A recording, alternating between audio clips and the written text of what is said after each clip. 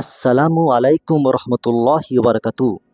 প্রিয় ভাই ও বোনেরা, আজ আমি একটি গুরুত্বপূর্ণ দোয়া শেয়ার করব।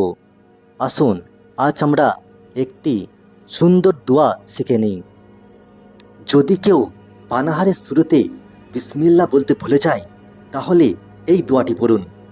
হজরত আয়েশা রাদিয়াল্লাহু আনহা থেকে বর্ণিত, রসুল সাল্লাল্লাহু সাল্লাম বলেছেন, যখন তোমাদের কেউ খাদ্য গ্রহণ করবে, সে যেন শুরুতে আল্লাহর নাম নেয়।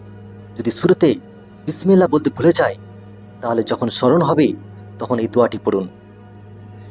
দোয়াটি হলো বিসমিল্লাহি আউওয়ালাহু ওয়া আখিরাহ, যার মানে হচ্ছে শুরু শেষ আল্লাহর নামে। ইমাম তিরমিজি রাহিমাহুল্লাহ বলেন, হাদিসটি হাসান সহি। ভিডিওটি ভালো লাগলে লাইক দিন, আর এমন আরও দোয়া পেতে পেজটি ফলো করতে ভুলবেন না। জাযাকাল্লাহু খাইরান।